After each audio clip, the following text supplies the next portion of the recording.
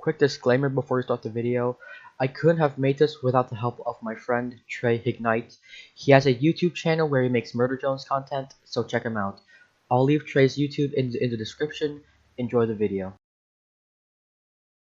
Hello everybody, my name is Mr. Crickets, and today, as the title of the video suggests, we're going to be finding out how truly strong Uzi Doorman from the Glitch Production and Liam Vickers series, Murder Jones, actually is. We're going to be using common power scaling language, so terms like no-cell, one-shot, and other stuff like that will be used throughout the video. If you don't want to be confused, then you should visit the Versus Battles wiki to understand these terms. I'll just be giving a simple explanation of some of the terms. No cell means to get hit with an attack but show no damage at all, internally or externally. Or the attack has no effect on you.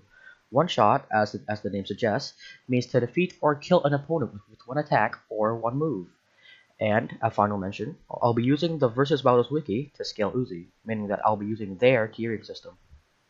So, with that out of the way, let's get into the actual meat of the video, or oil of the video. I want to scale her durability first, as it makes scaling her strength easier later in the video. So let's do just that. Uzi is a worker drone, which is the same type of drone as every other drone on Copper 9, except for the disassembly drones. This is important because worker drones are able to survive an explosion so large and deadly it wiped out all organic life on the planet without a single scratch or any damage. Some may argue that this is Earth that got destroyed. However, at the end of episode 1, the camera zooms out and we can see the planet Uzi is currently on. And it just so happens that there is a giant crater exactly where the explosion took place.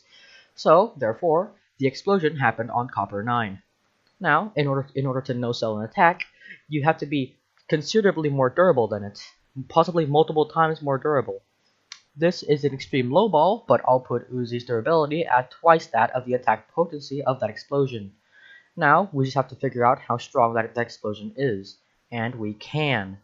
We know that Copper 9 is classified as an exoplanet, and exoplanets are considerably larger than regular planets such as Earth. Therefore, Copper 9 would have to fit a large planetary scale. The explosion wiped out all life on the planet, and it also practically created an ice age. This means that the explosion is capable of affecting the entire planet, even pushing it downward slightly.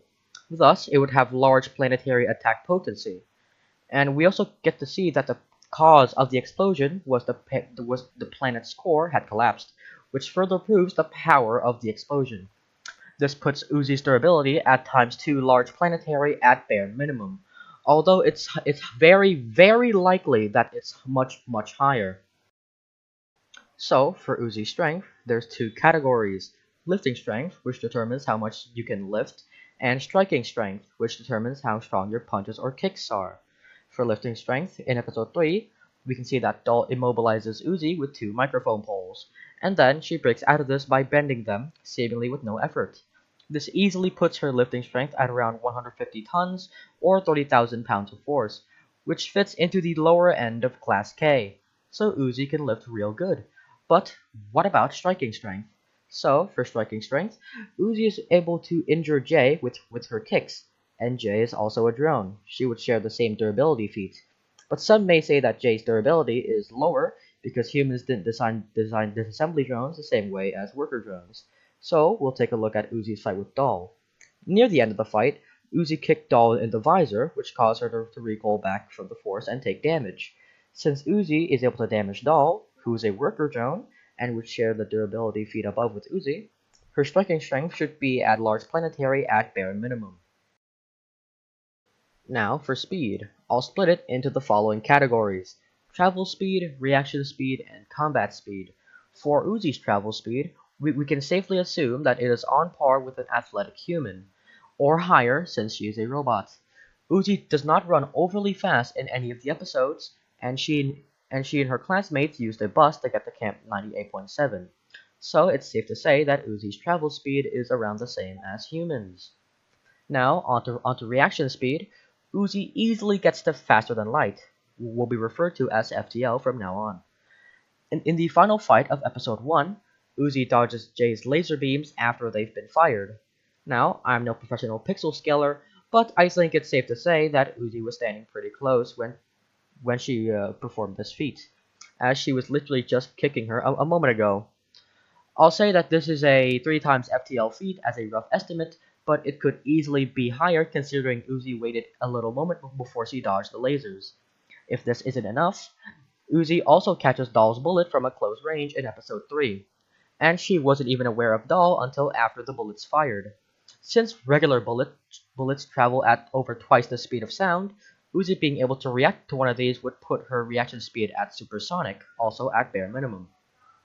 For combat speed, she's able to keep up with the likes of J, who is relative to N and V in all physical stats, including their speed.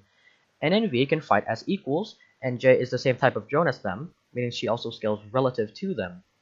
To prove that N has 3 times FTL reaction speed, he also dodged lasers from V, which function the exact same as J's lasers. This gives her 3 times FTL combat speed as well. Now, we'll be moving on to attack potency, or AP. In episode 1, Uzi is able to completely destroy N's head with her railgun, without leaving any oil left to spew out of his head, suggesting that it was atomized or at least incinerated. As the Versus Battles Wiki states, in order to one-shot an opponent, like Uzi did to N, the attacker or the attack would have to be several times stronger, which means at least 3 times stronger according to the definition of the word several. This gives Uzi an AP of 3 times large planetary, at bare minimum. Uzi's actual AP is likely much higher, since we have to consider that disassembly drones like N are likely much stronger and much more durable than worker drones. And we've been using worker drone durability to scale Uzi's AP. Even without the railgun, Uzi is able to hurt Doll, who has the same planetary durability feat as stated above. So that puts Uzi's AP without the railgun at large planetary. Moving on from that, I'm pretty sure most people know that being a powerful character in any form of media isn't just about physical stats. So, we'll be talking about Uzi's abilities, specifically Absolute Solver. Absolute Solver is a program that grants its users extremely potent or useful abilities. The only downside is that they have to consume oil or else they'll overheat and die. So, let's list off all the abilities that Uzi has. Uzi has access to telekinesis, regeneration, healing abilities, and force field creation. These are only Uzi's confirmed abilities as shown by her.